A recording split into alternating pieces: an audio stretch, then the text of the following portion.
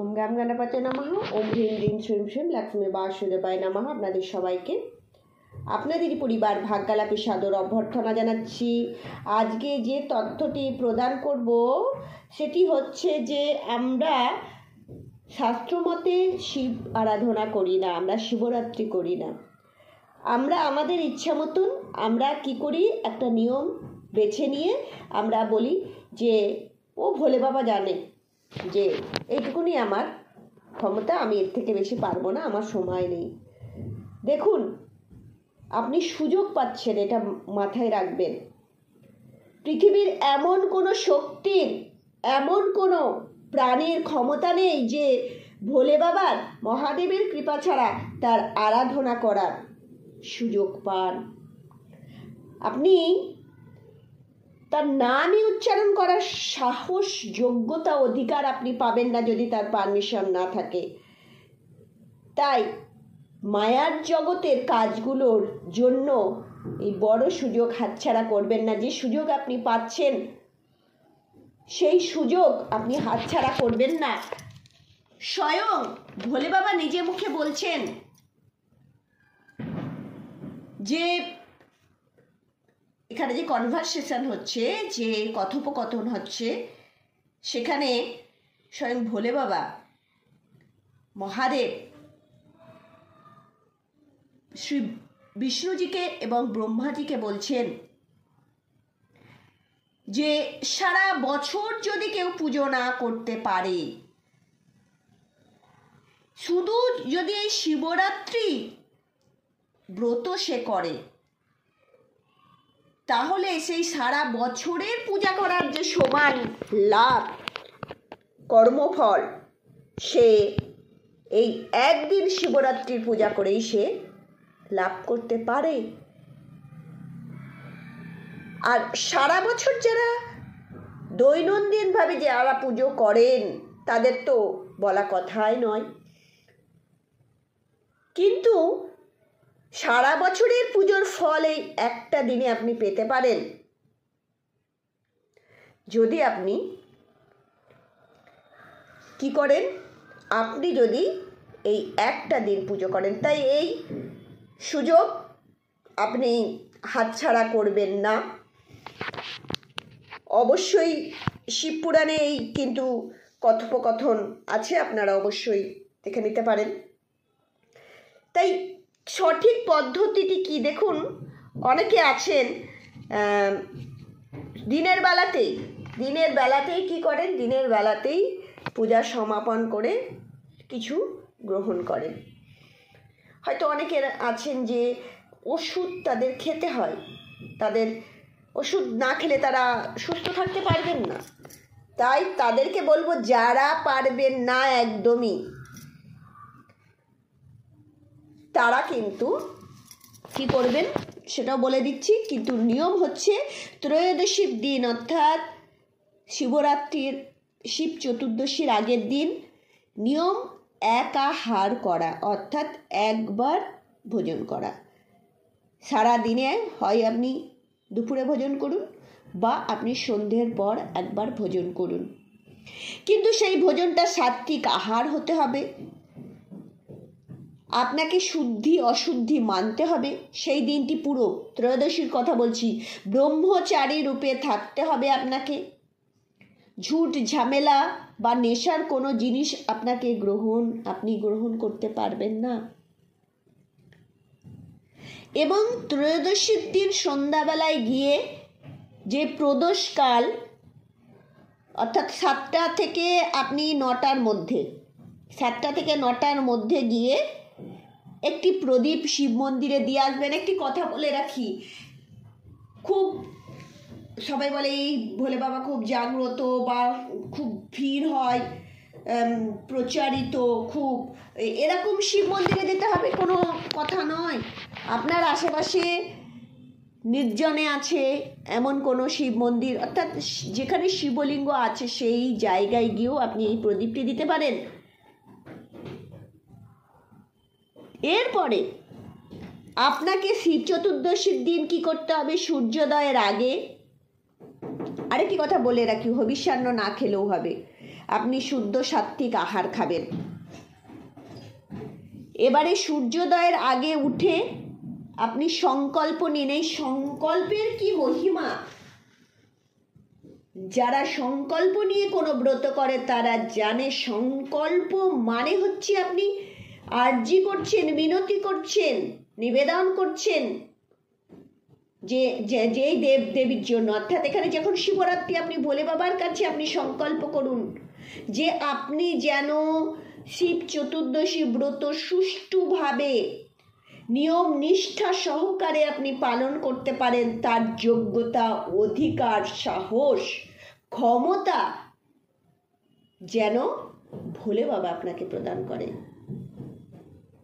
অর্থাৎ তার কৃপা ছাড়া আপনি করার আপনার কোনো ক্ষমতা নেই। যখনই আপনি সংকল্প করলেন না, এবারে বলবেন সংকল্প কিভাবে করবেন। দেখুন, সংকল্প করার তো বৈদিক রীতি আছে, কিন্তু আমাদের সর্বসাধারণ খুব সহজভাবে যেটা করতে পারি, ডান হাতে আপনি স্নানাদি ক্রিয়া সম্পন্ন করে নেবেন, দিয়ে ডান হাতে নৌকার মতো ডান হাতটা করে এইখানে আপনি কি নেবেন, একটা সাদা ফুল নেবেন বা ভোলে বাবার প্রিয় ফুল নেবেন, গঙ্গা জল, ফুল, আতপ চাল, এগুলো নিয়ে আপনি যে কথাগুলি বললাম, যে সেই কথাগুলো বলে সেটি আপনি, যদি আপনার বাড়িতে যদি কোনো বেল গাছ থাকে বা আপনি যদি তুলসী গাছ বা যে কোনো দৈবিক গাছ আছে, অশ্বত্থ গাছ হোক, সেইখানে আপনি, বাড়িতে নিশ্চয়ই অশ্বত্থ গাছ রাখবেন না, একটু বাড়ির বাইরেই থাকা উচিত। বট, অশ্বত্থ এগুলো দেব বৃক্ষ, কিন্তু এত ঊর্জাবান, এগুলো বাড়িতে না রাখাই উচিত। তুলসী যদি থাকে সেখানে, বা আপনি যদি নাও পারেন তাহলে একটি পাত্রে রেখে নিন, পরে আপনি কোনো গাছের গোড়ায় দিয়ে দেবেন। এই সংকল্প নিন। আপনাকে এইভাবে আপনি সংকল্প নিলেন। একটি কথা বলি, ওই যে বললাম যে দিনের বেলায়, সেই দিন শিব চতুর্দশী দিন সকালবেলা যখনই আপনি সংকল্প নিয়ে নিলেন, সময় পাবেন, আপনি একটি প্রদীপ জ্বালিয়ে দিয়ে আসুন। যদি পারেন ভালো, একটা প্রদীপ শিব মন্দিরে জ্বালিয়ে দিয়ে আসুন, আর শিবের মাথায় একটু জলও দিয়ে চলে আসুন। আপনার পুজো শেষ না? এই শিবরাত্রির ব্রত 8 থেকে 80 সবাই করতে পারেন। অবশ্যই বলছি, মাথায় রাখবেন, তার পরের দিন সকাল 8টা 58-র আগে কিন্তু আপনাকে পারণ করে নিতে হবে।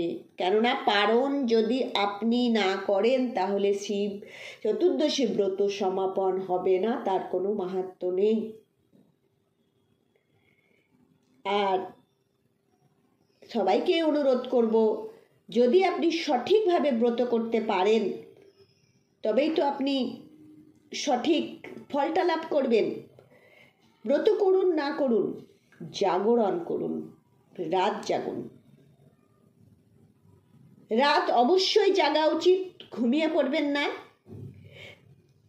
শিবপুরাণ বলছে, লিঙ্গ পুরাণ বলছে যে আপনি ব্রত না করেও যদি রাত্রি জাগরণ করেন এবং ভোলে বাবার নাম কীর্তন করেন, নাম জপ করেন, বেল গাছ দর্শন করেন, বা আপনি শিবলিঙ্গ দর্শন করেন, তাহলে জীবনে, এই জীবন কি, এর পরবর্তীও যদি আপনার জীবন থাকে, মায়ের গর্ভে আর আপনাকে জন্ম নিতে হবে না। অর্থাৎ 84 লক্ষ যোনির যে আমাদের ঘুরপাক, সেই ঘুরপাকে আপনাকে আর ঘুরতে হবে না। সমস্ত দুঃখ শোক দূর হয়ে যাবে। সামীপ্য, সাহিত্য, সারুজ্য, সালুক্য বলে যে 4টি দুঃখ আছে, সমস্ত কিছু চলে যাবে। এবং আপনাদেরকে আগেই বলেছি যে শিব পুরাণের স্বয়ং শিবজি কথা বলছেন। অনেকে, একটি কথা বলে রাখি, রাত 12টার পর একাদশীতেও করেন বা যে কোনো ব্রত করেই রাত 12টার পর ভোজন করে নেন, এটি কিন্তু ঠিক নয়। আপনি যখন ব্রত করছেন সেই দিন সূর্যোদয় থেকে আরম্ভ করে পরের দিন সূর্যোদয় পর্যন্ত, অর্থাৎ চতুর্থ প্রহরে আপনি পূজা করেই কিন্তু এই ব্রত সমাপন করতে পারবেন। আমরা এর আগে বলে দিয়েছি, টাইমগুলো একটুখানি দেখে নেবেন যে 4টে প্রহরে পুজো দেওয়া। 4টে প্রহরে সবাইকেই বলবো পুজো করবেন। কিভাবে পুজো করবেন সেটা একটুখানি বলে দিই। যে প্রথম প্রহরে আপনি প্রদোষ সময়ে পুজো করবেন। সেই প্রদোষ সময় ঈশান স্বরূপে আপনি দুধ দ্বারা ও নম ঈশানায় নমঃ, নম ঈশানায় নম বলে আপনি পুজো করবে। নিশীথকালে, অর্থাৎ নিশীথকালে যেটা পুজো, সেখানে আপনি অঘোর স্বরূপে, এখানে অঘোর স্বরূপে নিশীথকালে অঘোর রূপে পূজা করা হয়। দুধ দ্বারা অভিষেক করবেন। নম অঘোরায় নমঃ, নম অঘোরায় নমঃ বলে করবেন আপনি পুজো। আর তিয়ামাকাল অর্থাৎ তৃতীয় প্রহর, তখন আপনি বামদেব স্বরূপে আপনি ঘি দ্বারা নম বাম দেবায় নমঃ বলে আপনি অর্চনা করবেন। চতুর্থ প্রহরে অর্থাৎ উষাকাল শেষ প্রহর সদ্যজাত স্বরূপে মধু দ্বারা আপনি অভিষেক করবেন এবং নম সদ্যজাতায় নমঃ বলবেন।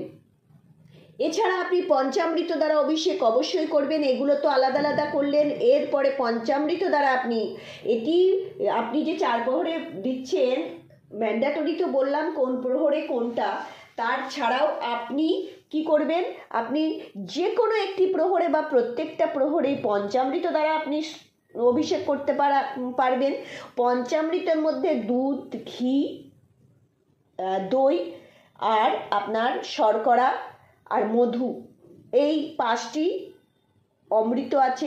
এই 5টিকে মিশ্রিত করে আপনি পঞ্চামৃত দ্বারা অভিষেক করাবেন। একটি কথা বলে রাখি, প্রত্যেক জিনিস আপনি অর্পণ করছেন, যে পদার্থ অর্পণ করছেন, তারপরে কিন্তু আবার শুদ্ধ জল, গঙ্গা জল দ্বারা আপনি অভিষেক করাবেন। সবাইকে অনুরোধ করব, আপনার বাড়িতে যদি শিবলিঙ্গ থাকে ভালো, বা আপনি মন্দিরে গিয়ে করছেন খুবই ভালো, বা মন্দিরে যেতে পারছেন না, সেই সুযোগ বা ব্যবস্থা নেই, ঘরেতেই আপনি পার্থিব শিবলিঙ্গ কিভাবে পূজা করবেন সে সম্পর্কে আমরা একটি ভিডিও বানাচ্ছি। প্রচুর প্রচুর প্রচুর আপনি লাভ করবেন ফল।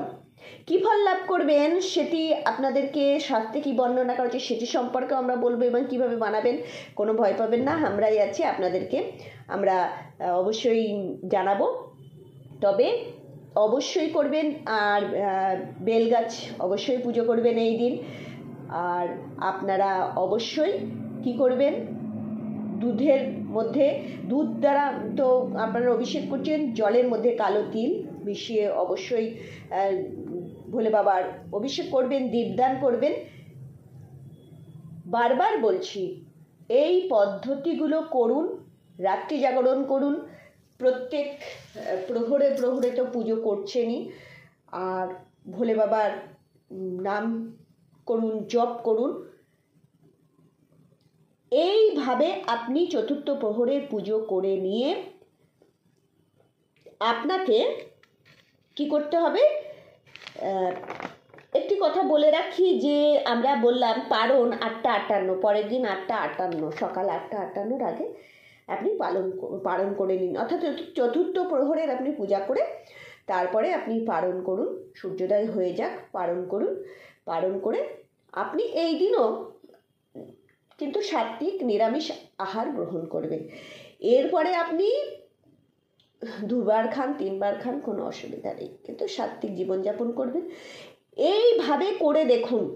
আর কি কি ধারণ করবেন, কি কি সাথে থাকবে অবশ্যই তো বলেছি, করে দেখুন একবার, জীবনের মানে পাল্টে যাবে। আপনি অন্য একটা আলাদা অনুভব করবেন, অনুভূতি করুন, উপকৃত হন। ভালো থাকবেন। একবার সবাই বলুন হর হর মহাদেব।